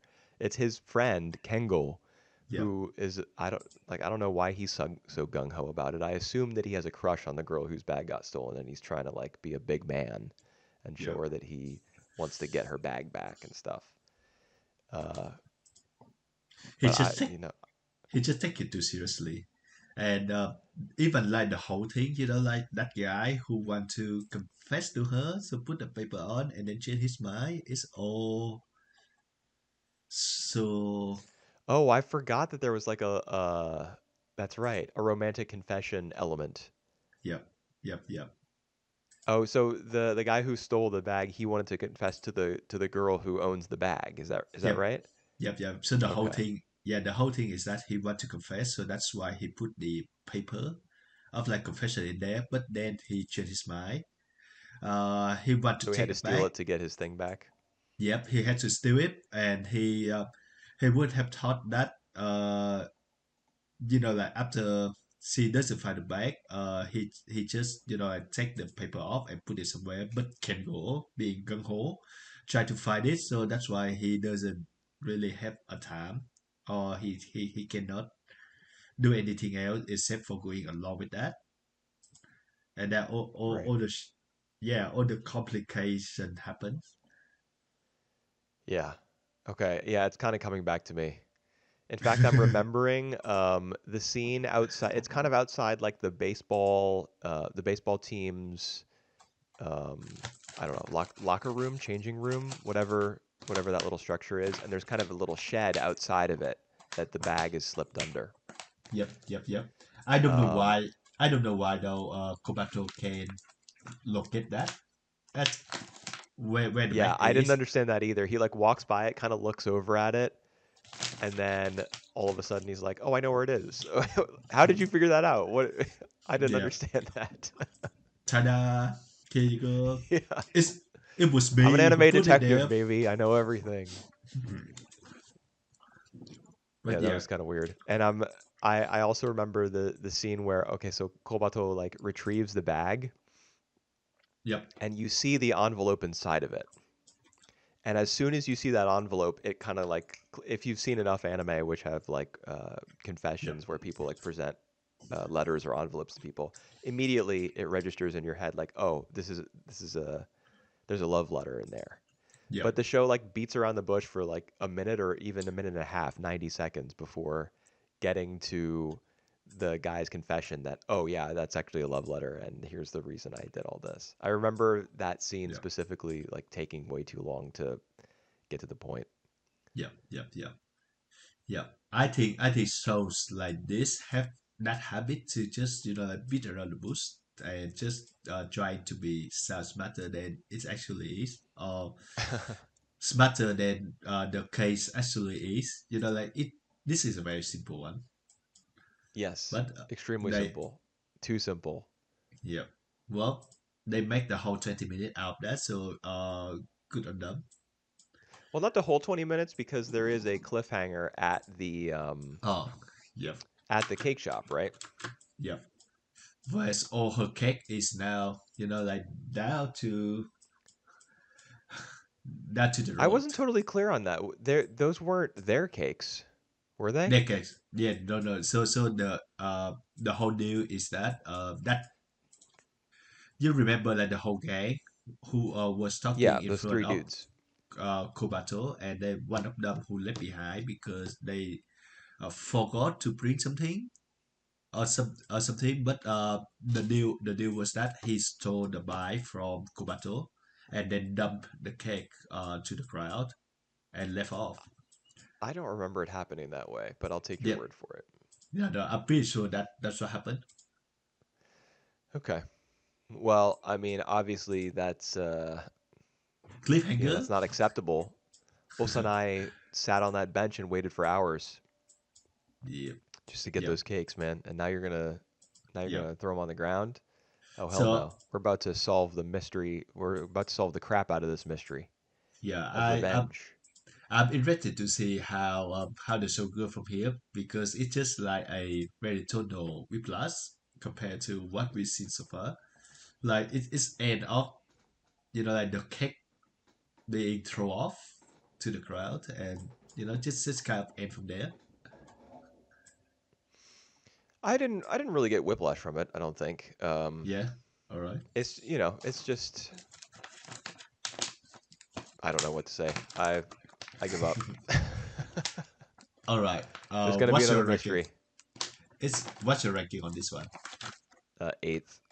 I put it fifth. All right. All right. That's gonna leave us to the last show, Mm-hmm. which is Tensui no Sakuna-hime, or Right. Sakuna Uprise in Ruin. Right. So it's based on a video game of the same title. I see. So by process of elimination, I can see that you rank the seventh. Is that right? Yep, that's correct. And you rank All right. it, For I me, it think, was very four. that's right. Yep. Yeah, I enjoyed this.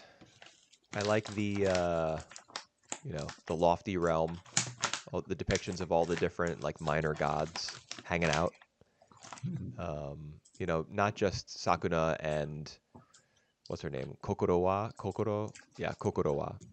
Not Mhm. just the two of them, but also some of the other gods who don't have speaking roles. Their designs are all pretty cool. I like the soundtrack. There's a lot of like traditional Japanese instrumentation in the soundtrack. Yep. That's a plus for me. Love the background art. Mhm. Um, I just feel like I don't really know what the structure of it is going to be going forward. Learning to grow rice and fighting demons, I guess. There's not Yeah. really a clear picture of how it'll go about tackling those two themes in the future, but I just kind of like the atmosphere of the series and am interested to see more of it. Yeah.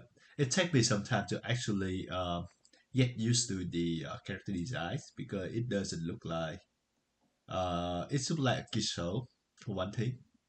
But I mean, it actually some of my favorite anime of all time are kids shows. which one? Sorry. Some of my favorite anime of all time are kids Oh, shows. all right. Yep. Yep. Nothing wrong Uh, with nothing yep. wrong with those character designs. No, nothing wrong with that. I actually kind of it get I get used to it, and it's actually grow on me. So the good thing. I still cannot get over Tamachi's design. The dog who doesn't really who isn't really a dog and who always has his tongue out. It's except when he speak. It just doesn't really make any sense. I didn't realize that he always had his tongue sticking out. Huh. Yep. Are you sure? Always. Yeah, always Interesting. is except when he talk. Well, maybe it's because he's panting like a dog. Maybe. Dogs have their tongue Yeah, but hanging out of their mouth. yeah, but the thing is, it had no animation at all. So all you see is just him and his tongue out, and Right. stay still. But Well, he's always like kind of floating up and down in the air, right? yeah, that's true. Like in the But Fairly Odd Parents. in any case, I really like the main characters, Sakuna. I like her, the brattiness, and we see like for the first half how like she being like kind of treated very nicely, but she doesn't really put any effort to that. Right. And when she get used to the idea, it just like everything have taken away from her. So her her rise is now gone. She doesn't have any. She banished to this crowd to this area island where she Yeah. have to grow rice by herself along with all the humans. So that's a pretty good premise for me.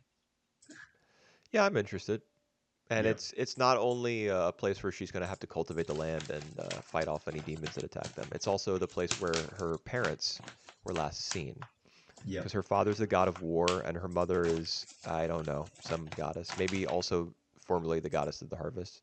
yeah. Um, From a leadership. One right. thing I don't get though is that the rice is taken from them, right? So they sell up the rice to her.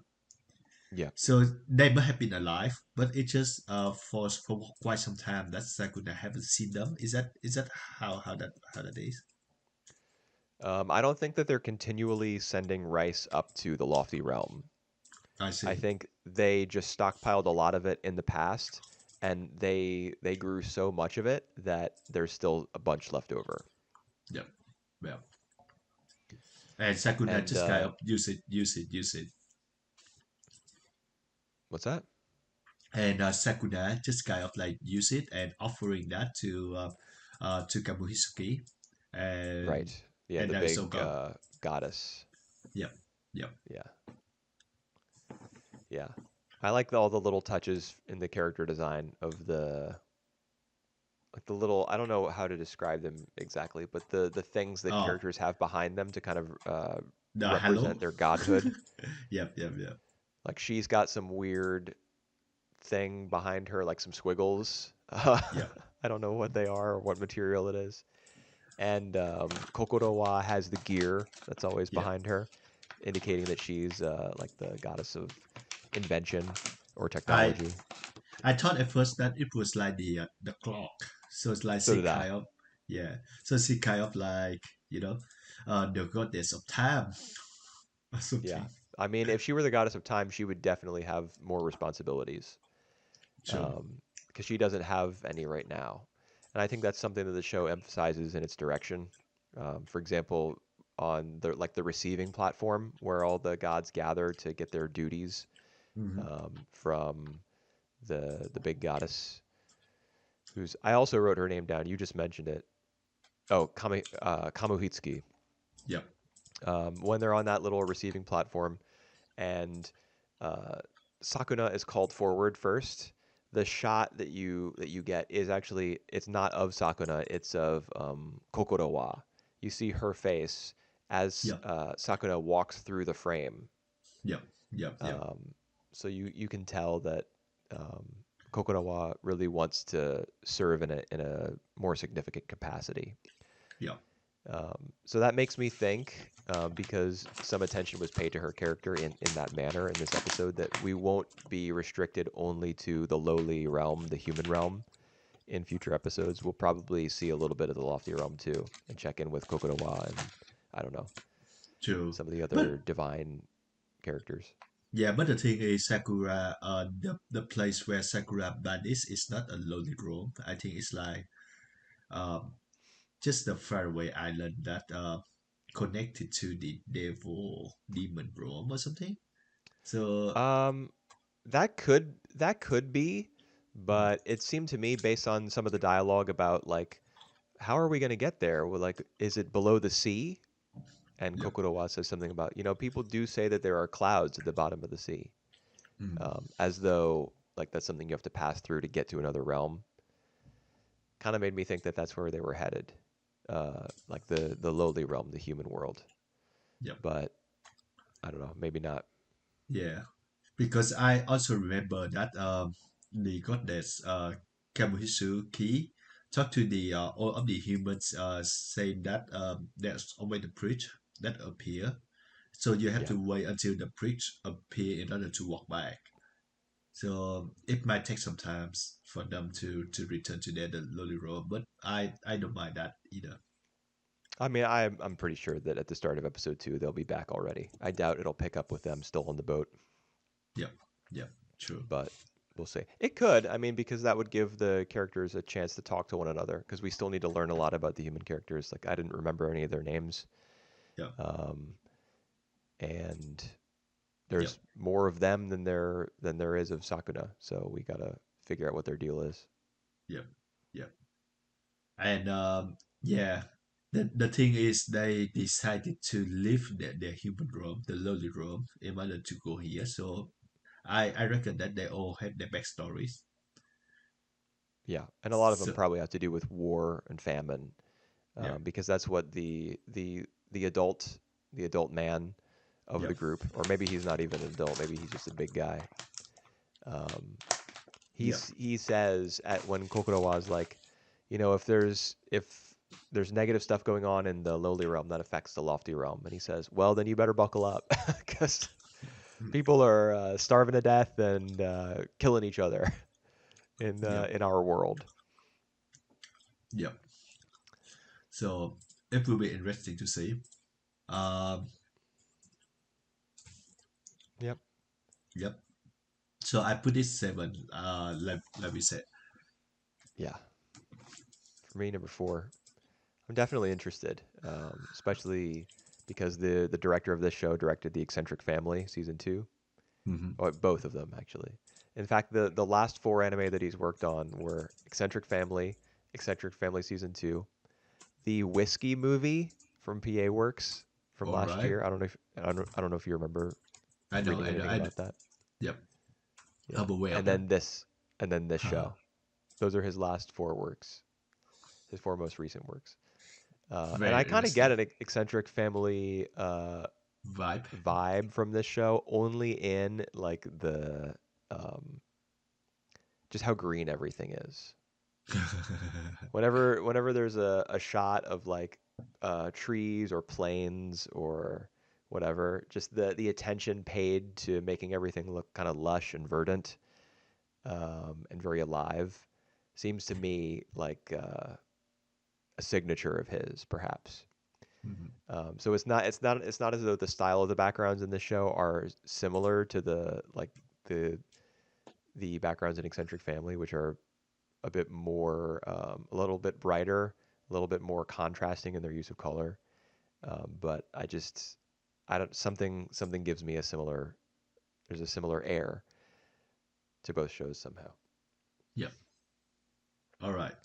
So we have the three show here that's gonna be in our wrap up in 3 months time. What are those? Dead Demon Dededede Destruction gonna be number Yeah. one. The Inclusive Samurai number two. And stay at number three is I think we can debate on this one. Heroine. Too many losing heroine. Oh, is that right? Yep. Yeah, because it's fifth, and then there's a tie for 5.5 underneath it. Yeah. There's a Right. lot of ties for 5.5. Oshinoko, Monogatari, Oh yeah. uh, Sakuna-hime, this one, and Dungeon. Dungeon So people. there are Yeah. four ties. Yep. Yeah, I mean, I don't really want to do too many losing heroines, but Yeah, we we'll will talk see. about that. Yeah, we will Yeah, see we'll about figure that. that out. Mostly excited for Dead Demon. Yep, that for sure. And with 18 episodes, I really hope that they're gonna be end by the time the season wrap up. I think that's how they worked it out. Yeah, that Mhm. it's gonna end like right as the new premieres start coming out in October. All right, that's so good. Yep. All right, All right, we that's made it. all. Yep, that's all for us now. We'll see you in a month, in many months time with the seasonal wrap up. Well, before that, next month we're going to have a discussion on Gundam 0080 War in the Pocket going up. Yep, So yep. that's the next time you'll hear from us. But as far as you know, seasonal Current anime goes, season. yes, Mario is correct. Yep. All right. We all see you then. All right. Bye for now.